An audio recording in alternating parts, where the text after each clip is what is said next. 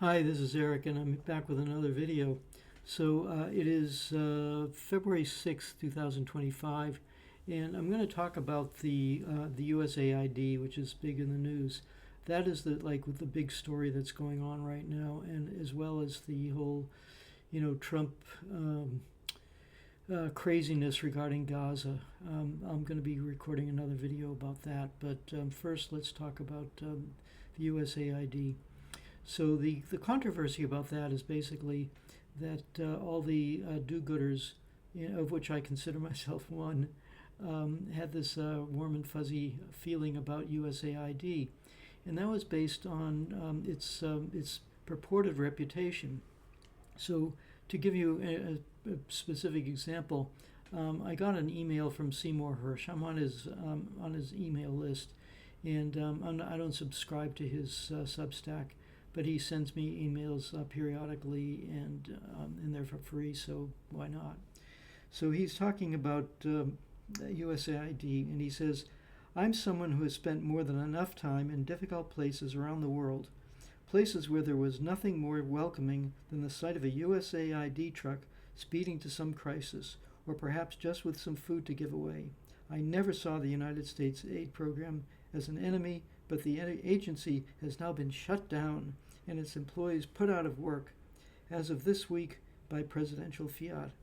President Donald Trump has abruptly put Secretary of State Marco Rubio, a longtime critic of the USAID when he was in the Senate, and one of his aides in charge of the agency, but we all know who's calling the shots."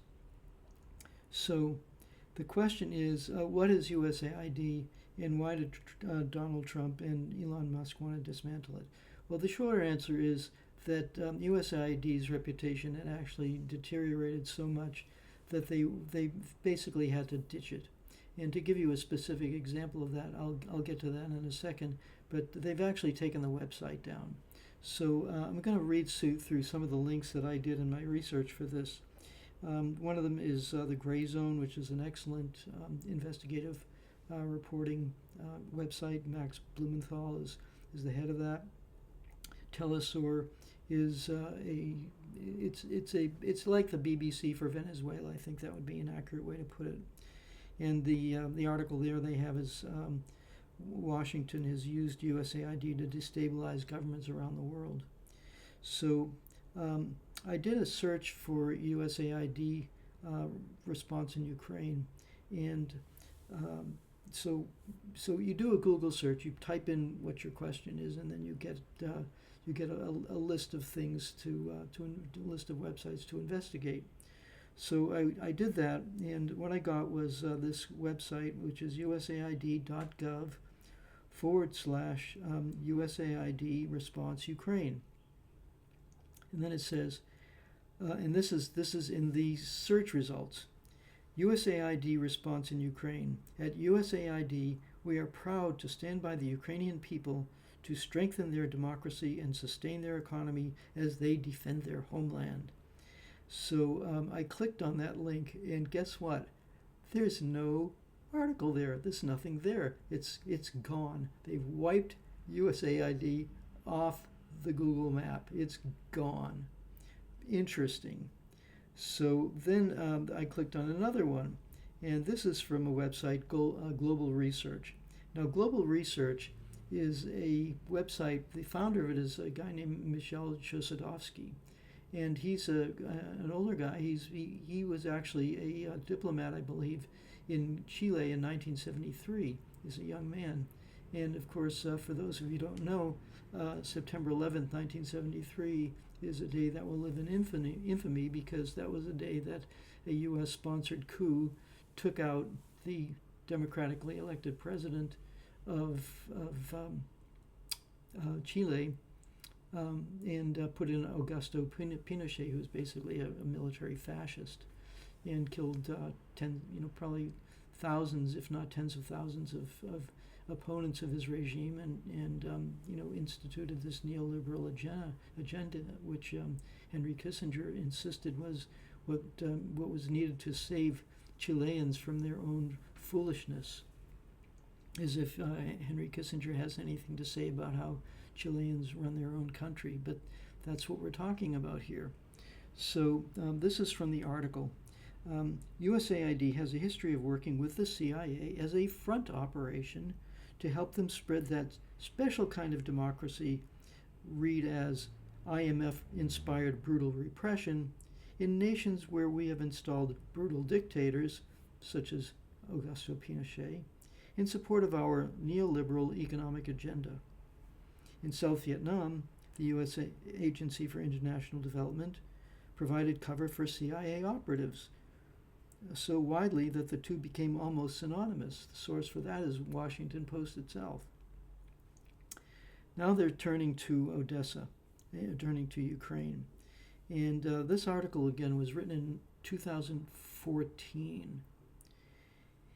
It says, as the bodies of labor union reps and dissidents are piling up on the stairwells of Odessa and the streets of eastern Ukraine, today it is reported that USAID needs another couple million to support pro-Western media outlets in the run-up to the sham election to be held in the troubled state. The U.S. Agency for International Development has promised to beef up financial aid for Ukraine's pro-Western media outlets amid a mounting dispute between the West and Russia. Now, I'm going to depart from the text here for a second. So, 2014, for those of you who don't know, there was a coup that was basically financed by the United States. Victoria Nuland bragged about it publicly, saying we used $5 billion to promote democracy.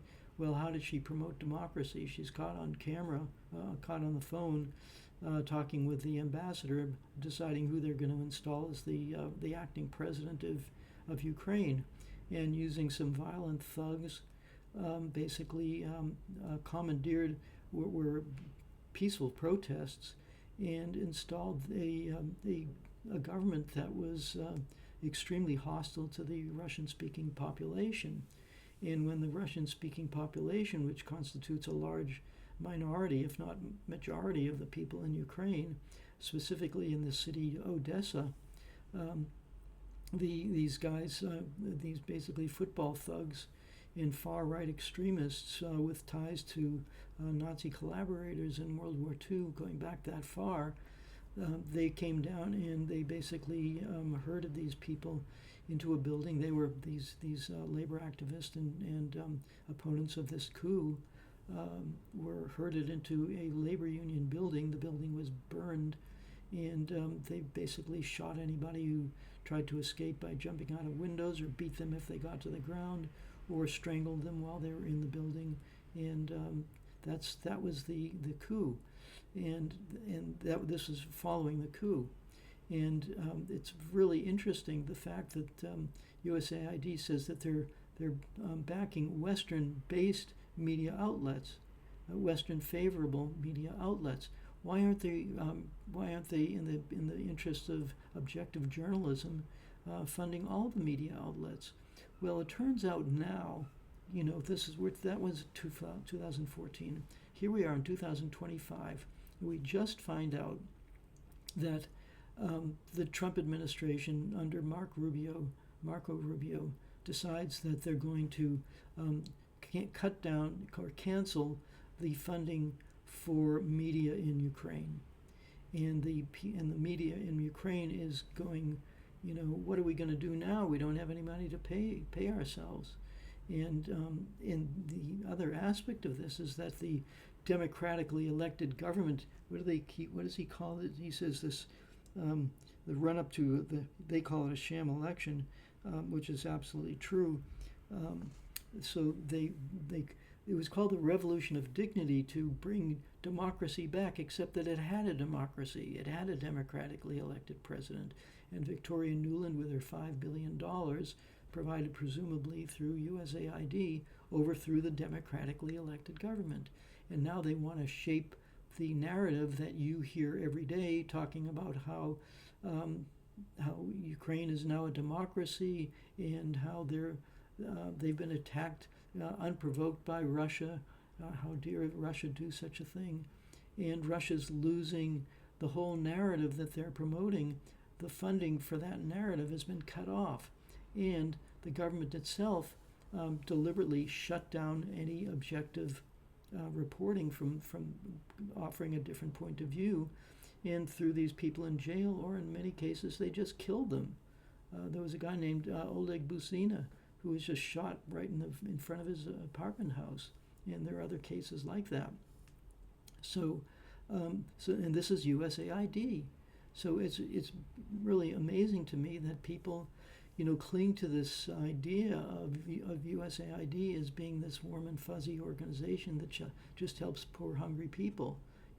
Well, I guess it does some of that, but it's like a mafia organization that has a legitimate business that it uses as cover. Okay, lurching on here, Ukraine isn't the only one. This article is from several years ago. 2 weeks ago is reported that the agency created a Twitter-like program in Cuba with the express purpose of fostering dissent and creating unrest in the nation with the hopes of setting up yet another regime change color revolution.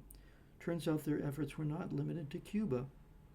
In a number of countries, including Venezuela and Bolivia, USAID is acting more as an agency involved in covert action, like the CIA, than as an aid or development agency.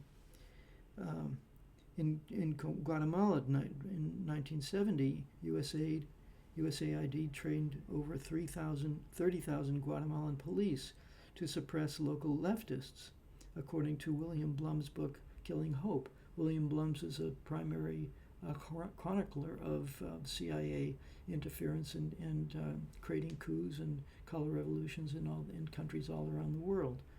So, and then Guatemalan death squads under U.S.-backed dictator Rios Montt unleashed a genocide on Mayan peasants. They were, I think, 200,000, peasants, living in the Guatemalan jungles are just slaughtered.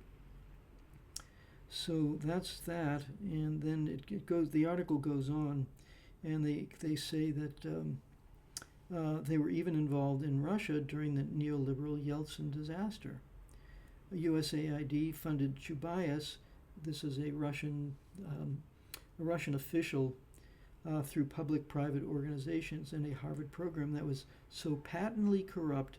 Harvard and its program directors, including Andrei Schleifer, were sued by the Department of Justice for conspiring to defraud the U.S. government, not to mention Russia.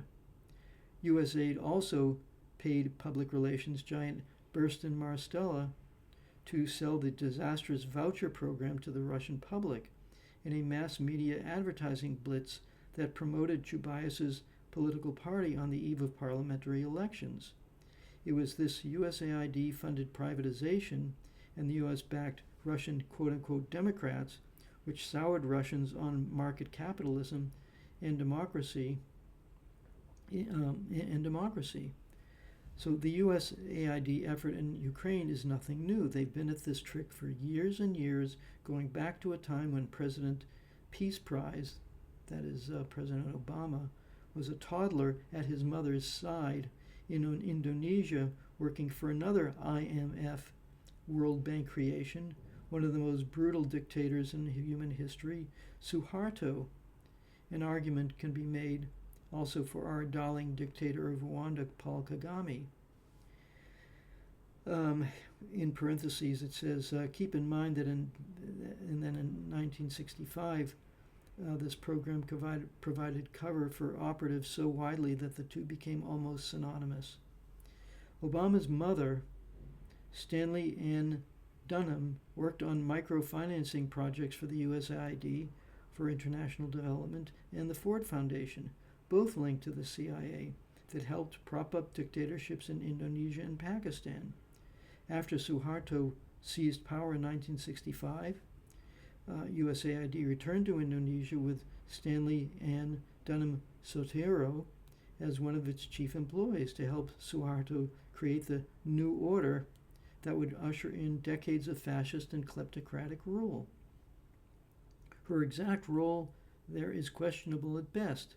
The microfinancing projects, quote unquote, were simply cover for getting people on the ground in the targeted areas of Indonesia to rat out local leftists and political organizers. The quote-unquote loans were probably payments for information which was turned over to the CIA and from there to Suharto's guest squads for the formation of his infamous lists. Indonesia, 1963 to 1965, the U.S. trained Unionist spies laid groundwork for post-1965 coup Gestapo massacre of leftists by gathering intelligence on leftist Unionists. And in 1955 and 56, U.S. officials list aided the Indonesian bloodbath in the 1960s. They supplied names of thousands of members of the Indonesian Communist Party to the army that was hunting them down and killing them in a crackdown branded as one of the century's worst massacres. They went on and said it was really a big help to the army. They probably killed a lot of people. He headed an embassy group of State Department and CIA officials that spent 2 years compiling the lists. He said he delivered them to an army intermediary. He goes on and talks about all this stuff.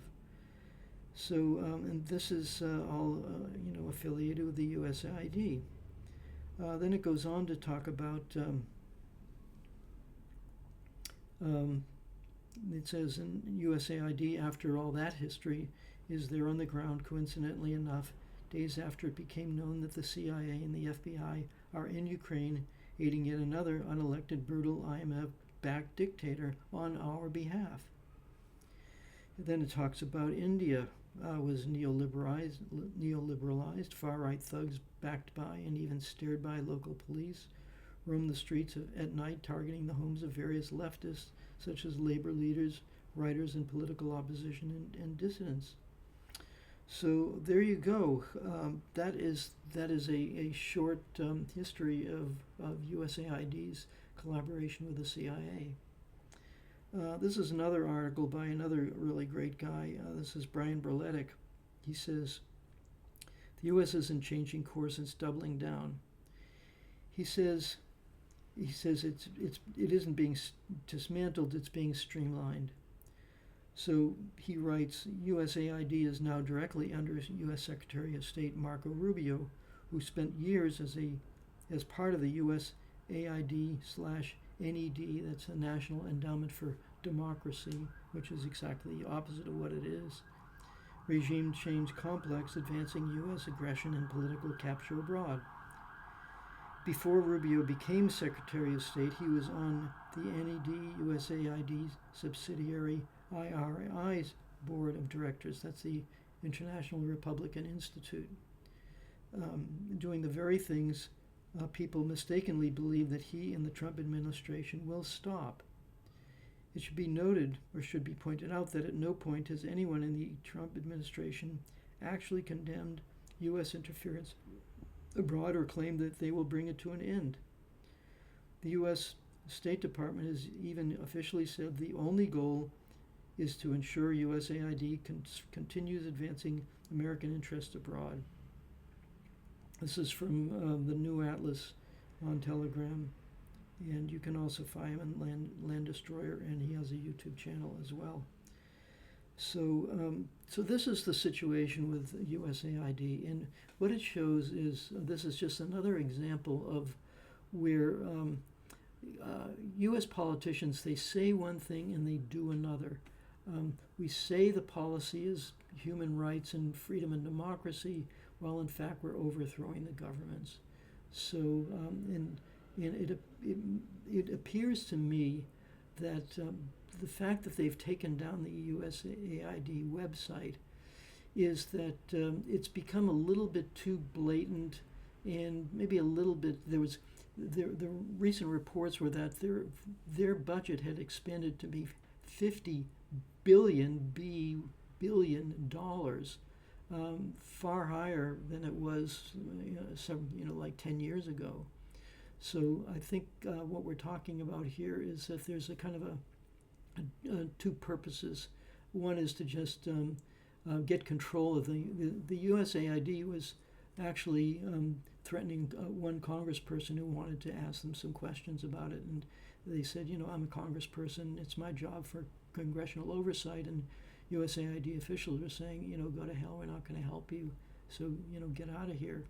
I think that maybe Trump is trying to get more direct control over the USAID and more direct control over the regime change program. So the USAID in itself will probably be dismantled, and its function will be adopted by the State Department. In fact, Victoria Nuland, who was instrumental in the coup in Ukraine, was number 3, I believe, in the State Department in 2014. She was the Undersecretary of State for Eastern European Affairs. She had a very high position. And so I think there's a good possibility that the State Department, they wanted to get the money.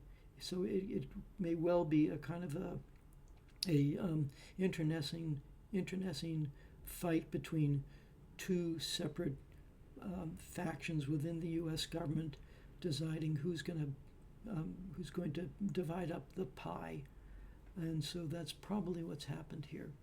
So that's what I think is going on. And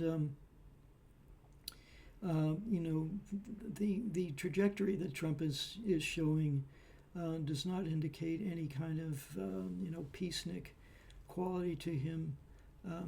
He talks about he said he's going to solve the Ukraine war in 1 day, and then it's going to be 100 days, and then it's going to be in 6 months. Either he's completely ignorant, and he has to be willfully ignorant. And the reason I say that is because he has people he knows, such as Andrew Napolitano, who is he's a libertarian who used to be on Fox News, and then he got a little bit too honest, and so they kicked him off of Fox News, and now he has a YouTube channel, and he's very interesting because he has not only military people or former military or former intelligence officials like Larry Johnson or Ray McGovern, but he also has people like Max Blumenthal, who's a leftist and an anti-imperialist. So this is where we're seeing one of the good things that we're seeing. If there's not a lot of good things happening, but we are seeing a kind of concentration of decency. So you have people who understand the problem of U.S. corruption, of imperialism, the constant wars. They know that there's an issue here. They know that mass surveillance, whether you're a libertarian or you're or a progressive or a socialist even, this regime that we're under really doesn't work. And so you have people like Andrew Napolitano, who has the ear of Donald Trump, and yet Donald Trump apparently doesn't want to listen to him. So that's the way it goes. So I'll just leave it there. I'll leave some links in the description of this video, and you can check them out for yourself, do some research on your own, and of course at the bottom I will include a link to my information awareness t-shirts so that you can click on those, maybe buy a t-shirt, which will encourage people to think, question, and that's the only way we're ever going to dig ourselves out of this very deep hole our country's in right now. People have to be made aware that no, USAID is not a touchy-feely, nice organization. It is a regime change organization, using the touchy-feeling as a mask to confuse people, even people like Seymour Hersh.